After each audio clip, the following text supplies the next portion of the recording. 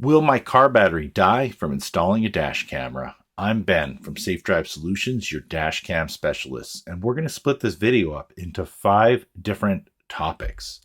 1. What to look for in a dash camera if you wanted to record while parked. 2. Different types of installation, which will include hardwire cable, OBD2 cable, universal parking mode cable, and a cigarette lighter cable. Number 3, installation errors that will cause your battery to die. Number 4, reasons your battery might die even without a dash camera installed in your vehicle. And number 5, the truths about parking mode and the expectations you should have. Anyways, let's go. Number 1, what to look for in a dash camera if you want it to record while parked. First things first, low battery protection. We recommend looking for dash cameras that have this feature. However, almost all the dash cameras, if you look online, will say they have low battery protection. However, they don't actually come with the proper cabling that's needed to supply the low battery protection. So, here's an example. If we take the Viofo, this is a very popular dash camera online. It actually has a separate cable that they sell. And if you see here, it actually has voltage cutoff of 11.8 all the way up to 12.4 volts. And what this does is this will plug right into the dash camera at the top. And then it gives us the red, yellow, and black wires here that allow us to hardwire into the vehicle's electrical system. And the reason why it does that, and allows us to use the switch, so that if it drops below a certain voltage, the dash camera will shut off to protect the battery of your car. There's also the other option with, for instance, we have ThinkWare, iRoad, GNet systems, where it's actually done through the app. So we still get a cable that has a red, black, and yellow wire, which we actually have to hook up to the vehicle and hardwire, same as the Viofo one here.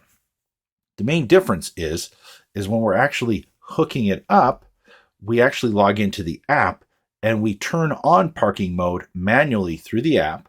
And then we also set up the voltage for when it should shut off. And the main reason why you want this is because if it drops below a certain voltage, the dash camera will shut off to protect the battery of your car. We do recommend, however, that you stay away from systems that only ship with a cigarette lighter cable, because none of the cigarette lighter cable systems are going to give you low battery protection at all. There is a separate cable needed for every single dash camera system that will give you low battery protection. And if you get a system where you're really in love with it and you really want that one and it has a cigarette lighter, we do have a universal parking mode cable that will work with every system. The difference is you're not actually getting a true parking mode, but we're going to touch on that in a little bit. Number 2, different types of installation. Cigarette lighter cable. If you get a dash camera that comes with a cigarette lighter cable, keep in mind this has no low battery protection at all. All it will do is plug directly into the cigarette lighter and power up the dash camera. Keep in mind, I would verify whether your cigarette lighter cable is a constant power plug-in or ignition based. If it is a constant power plug-in, there's a good chance that your vehicle's battery will die overnight because you're going to keep it on all night with no protection of the battery voltage. Universal parking mode cable. Now, for customers that actually get a cigarette lighter cable dash camera, but they don't have any parking mode capability, or they just don't have the parking mode cable, we do have a universal parking mode cable, which is actually from Blackview. It's called the Power Magic Pro. What happens with this system is the cigarette lighter will plug into it, and then there's a little bit of dip switches that will allow you to set the time and low battery protection for parking mode. And this is just a universal way to make every dash camera into parking mode. Some of the downfalls of using this is the fact that it won't actually work in like a true parking mode. What I mean by that is when you're using like a Hardwire or an OBD2 cable from other manufacturers, what they will do is they'll give you the option of like time lapse or impact only or motion detection. And when you're using just the universal mode, what it's going to do is it's going to record the normal recording mode completely while parked, and it's not going to have any difference in terms of recording capabilities. It's just going to record its normal 30 frames per second and not give you that fluctuation.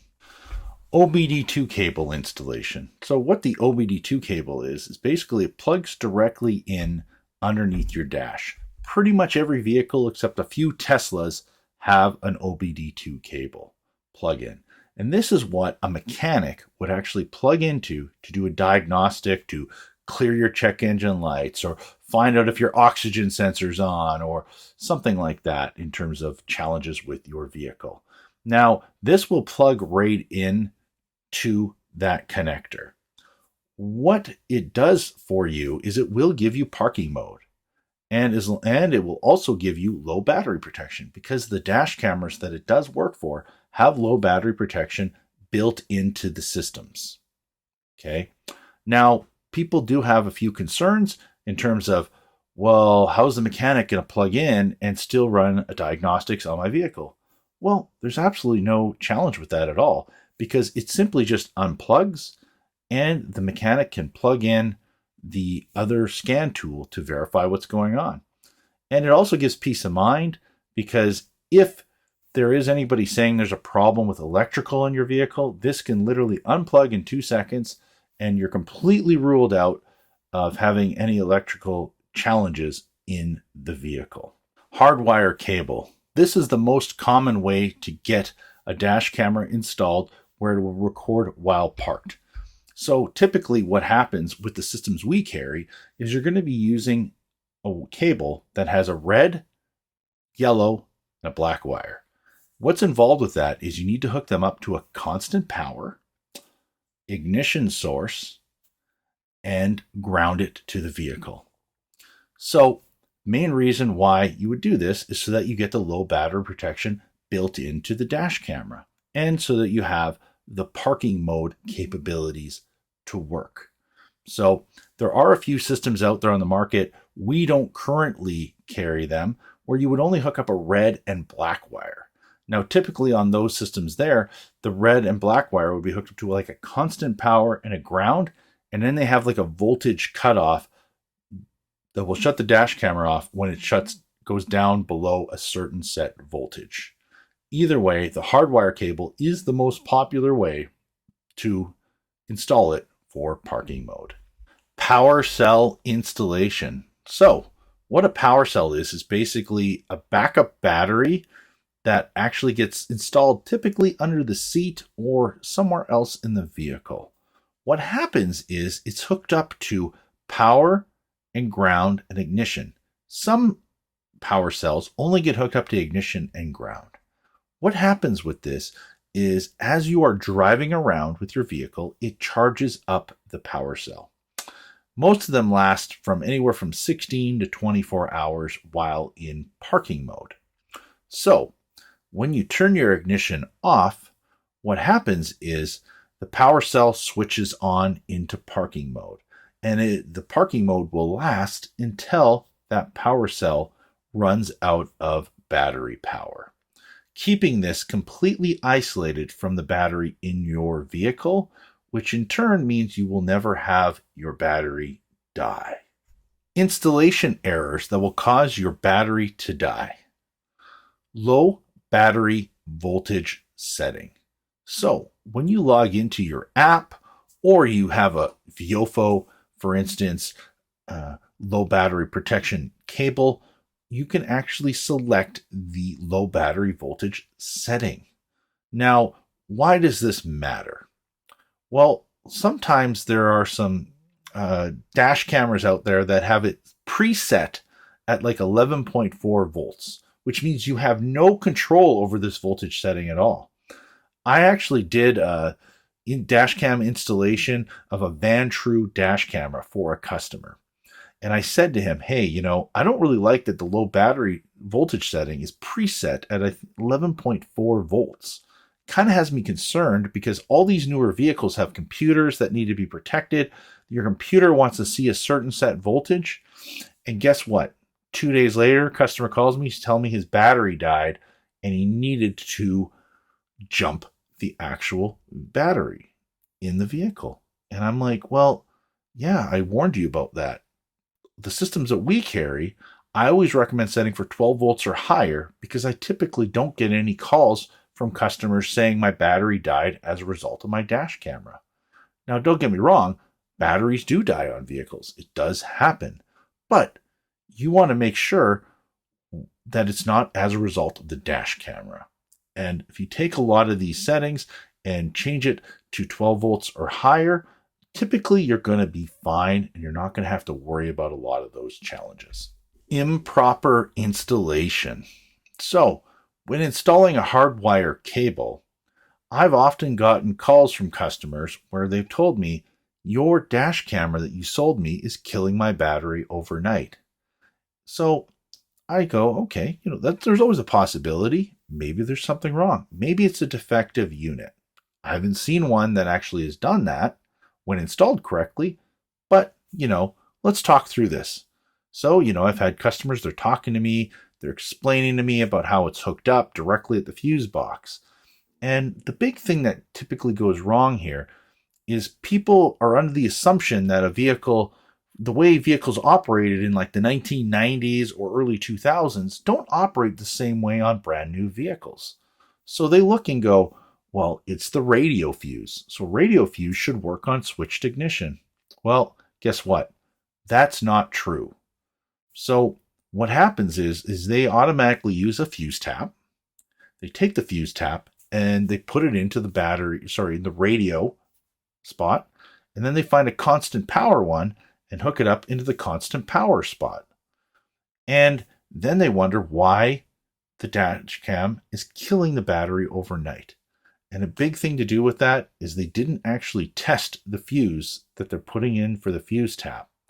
In turn, it's causing the dash camera to stay on all night, which also means there's no low battery protection because it's not seeing the ignition get switched off. So it thinks your ignition is turned on and your vehicle is driving, which means low battery protection won't work. So keep that in mind. If you're going to use fuse taps or if you're going to hardwire it yourself, you need to make sure to test the wires and make sure they test correctly. A big challenge we do see is the cigarette lighter plug-in to constant power. What we mean by that is people go and they buy a dash camera and they mount it on their windshield and then they plug it in directly to the cigarette lighter. And that cigarette lighter ends up having constant power. What that means is when you turn your ignition off, the dash camera is still on. Now, when that dash camera is still on, that basically means that it's not going to go to sleep. There's no low battery protection active at all. And it's going to draw current all night with no protection features. So one of the things we would recommend doing if you are going to go this route is if you plug your dash camera in, see, is the dash camera staying on when you turn your ignition off? If it is, good chance it's going to take your battery out and you're going to come out in the morning to a dead vehicle. And we recommend definitely testing this because the last thing we want you to do is not be able to get to work, not be able to drop your kids off at school or do anything like that. So please check that out because that is definitely one of the big installation errors that happens. Reasons your car battery might die. You don't drive your car. So if you're one of the lucky people now that's working from home, you don't have to commute to work anymore, that's a positive. You don't have to waste money on gas. But negative is if you're actually not driving your car at all and not even firing it up every once in a while, your alternator is not getting a chance to charge your battery back up. Even if your vehicle is sitting for 2 or 3 weeks, even without a dash camera in it, there's always a good chance that your battery could die. I've seen it many times over the years being in the aftermarket car and automotive electronics industry. We see it all the time. People let their vehicles sit, especially when the cold snaps come when in the dead of winter. Right? Growing up in Alberta for many years, we'd see that -20, -30 degree weather.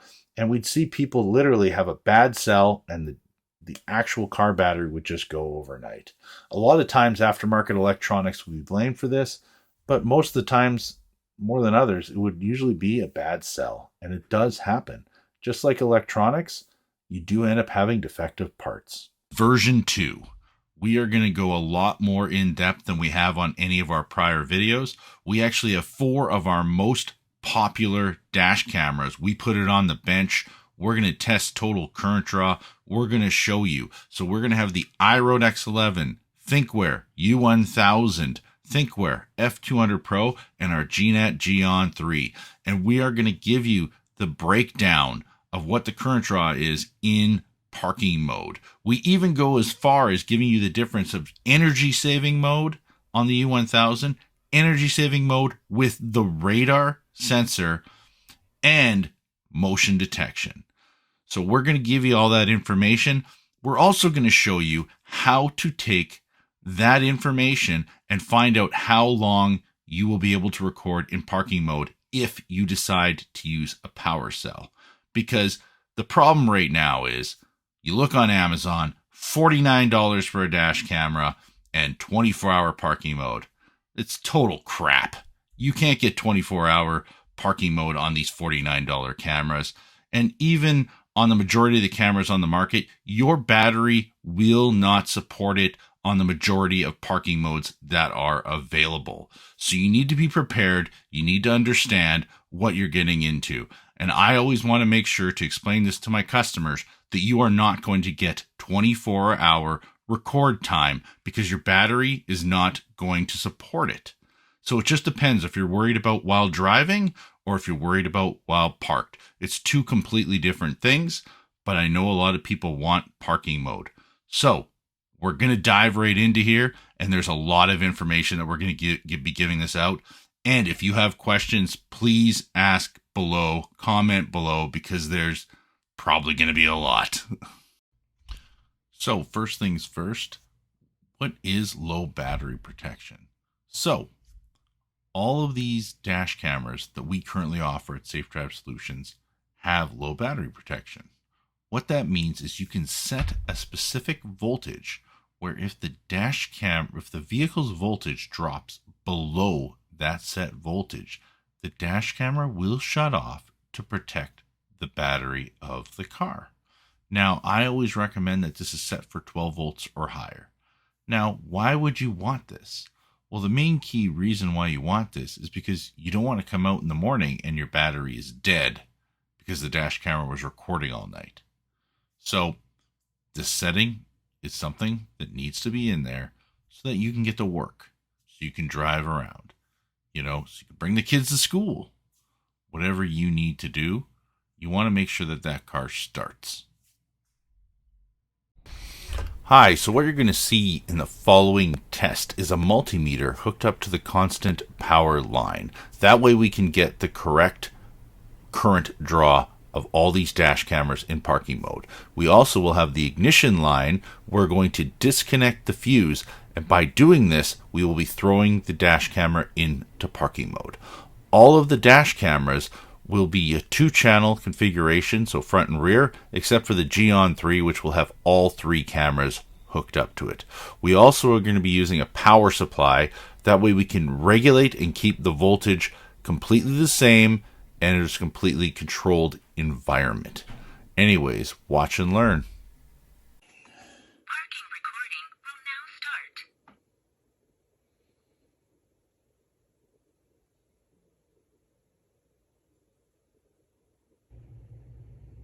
Parking recording will now start.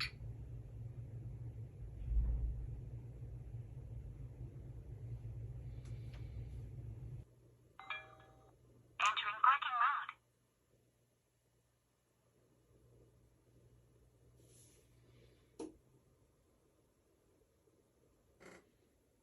Parking recording will now start.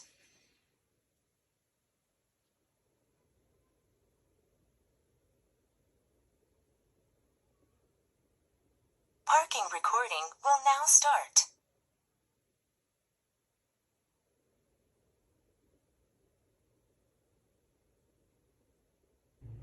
Parking recording will now start. Disconnected from a smartphone.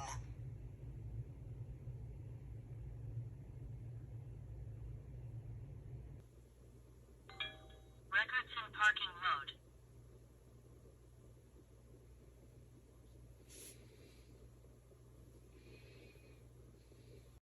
So now that we've done all the testing, you can see exactly what the current draw is. You may be confused, like, why do I want any of this information? What am I going to do with it? Well, if you are genuinely worried about parking mode and you want it to be, working 24 hours a day, maybe you have some mischief going on, maybe, someone's keyed your car, maybe you've had some challenges happen to you, and you want to make sure that you actually have 24-hour parking mode. Well, now we've given you basically a formula. If you're looking at a power cell, you take the power cell rating, divide it by the current draw, and that will give you your potential hours of recording time.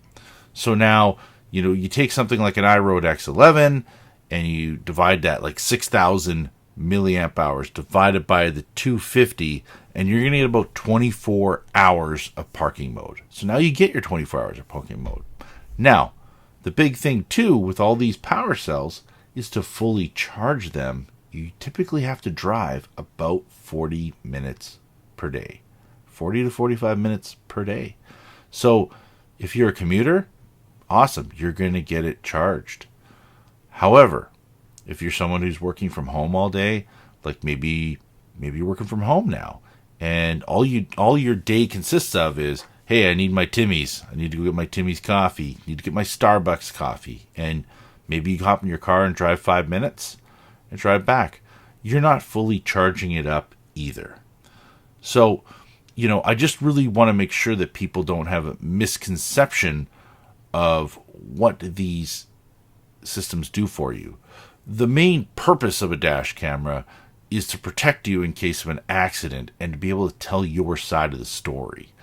And too many people are thinking that they should be the same as Wi-Fi cameras at your home, where they can monitor 24 hours a day and they're hooked up to 115 and they're constantly on. Your vehicle needs to be moving, it needs to be charging, your alternator needs to be charging your battery needs to be in good health.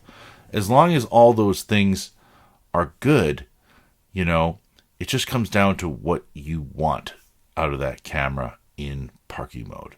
We've given you a lot of information, and like we said, if you have questions, really hope you ask.